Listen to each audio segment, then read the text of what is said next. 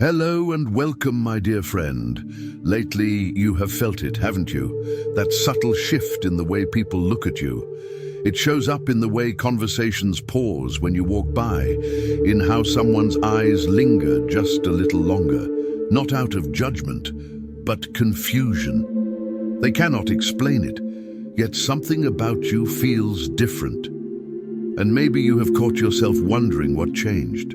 You did not announce a new version of yourself. You did not try to stand out, and yet suddenly you do. There is a quiet electricity around you now, a kind of presence that moves before your words do. You can feel it when you enter a room. The air shifts. People glance up. Even those who once overlooked you sense something they cannot quite name. It is not your clothes. It is not your hairstyle. It is not even your confidence. It is the mark of transformation. The kind no one can fake and no mirror can fully capture. Something on you changed because something in you healed, and the world is only now catching up to that truth. When God restores someone, it does not remain invisible. Restoration leaks through your smile, your tone, your stillness. People feel it even if they do not understand it. You carry evidence of survival, and those who stare are reacting to the glow of someone who went through fire and came out refined. That is what divine approval looks like. It is not loud, it is not boastful. It is quiet confidence wrapped in grace. Some look at you and see peace they cannot find within themselves. Others sense purity in your energy, and it unsettles them. It is the same peace they once believed was impossible. But when they see it on you, it challenges everything they believe about themselves, and you cannot hide it anymore. When God decides it is time for your becoming to be seen, He allows your frequency to announce it. So do not misinterpret the stares. They are not about vanity, they are about recognition. When you shift in spirit, your environment becomes your mirror, and the eyes around you reflect what heaven already sees. You have crossed an unseen threshold, dear chosen one. You released the version of yourself that doubted, apologized, and over-explained.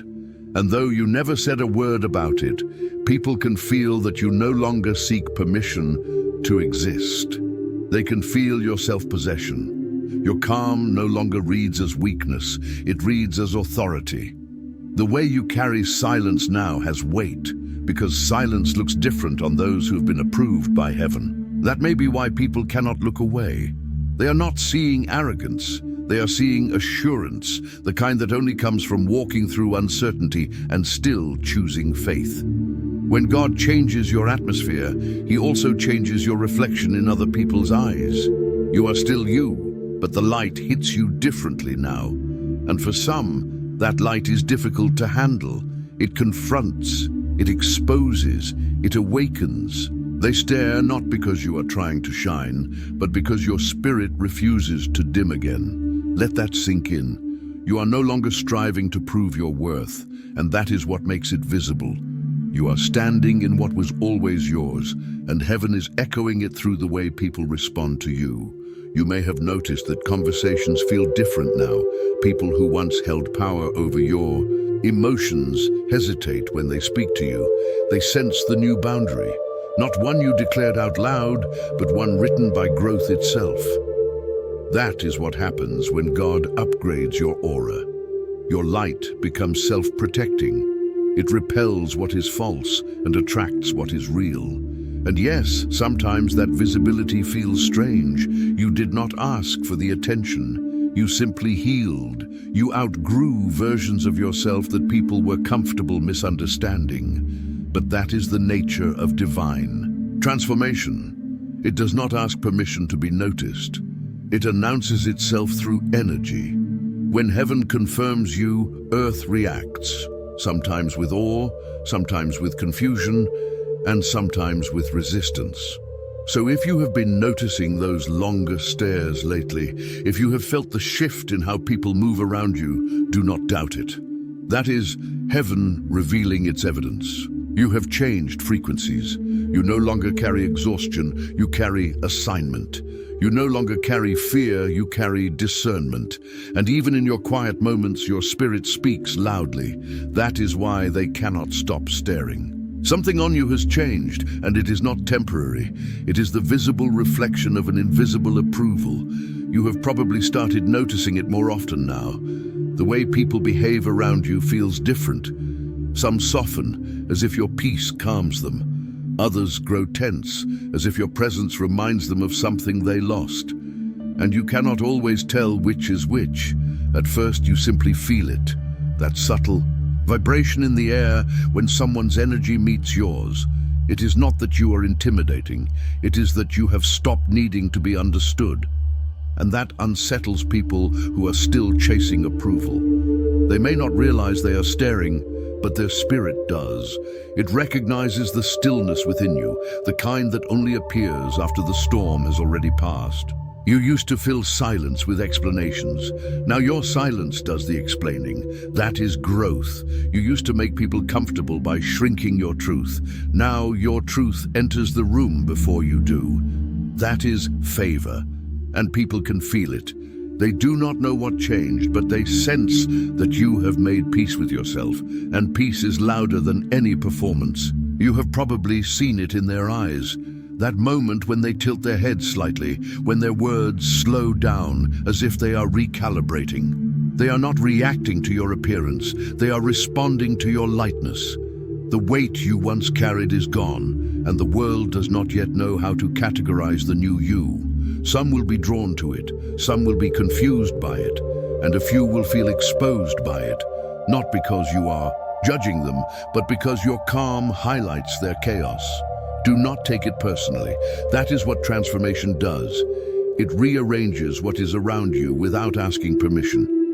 You do not have to analyze every stare. Sometimes it is admiration. Sometimes it is conviction. Sometimes it is simply the soul remembering safety. You are living proof that peace is possible, and that makes people look twice. Here is the part most people miss. The stares are not only about you, they are about what your presence activates in others. What people are responding to is not your appearance, your voice, or even your confidence. They are responding to the shift that occurs inside them when you enter the space. When you healed, something realigned in you, and that alignment now sends ripples through every room you walk into. Your energy interrupts patterns that were running quietly in the background. Old habits lose their grip.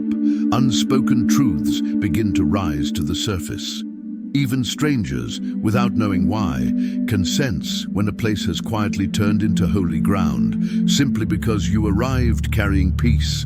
That is why you are here in this season, not to blend in, not to fade into the background, and not to make yourself smaller for the comfort of others. You are here to shift atmospheres. You do not have to preach. You do not have to explain yourself. You do not have to prove anything to anyone. Your wholeness speaks on your behalf. Simply showing up as you are now does more than words ever could. The light on you is not decoration meant to impress. It is direction meant to lead.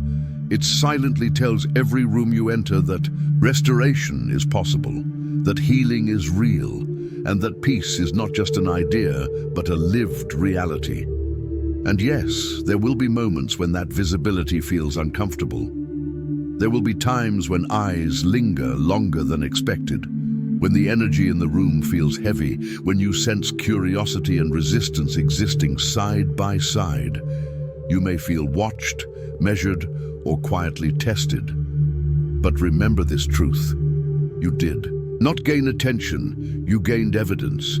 Evidence that God truly did something within you. Evidence that the inner work was real, lasting, and undeniable.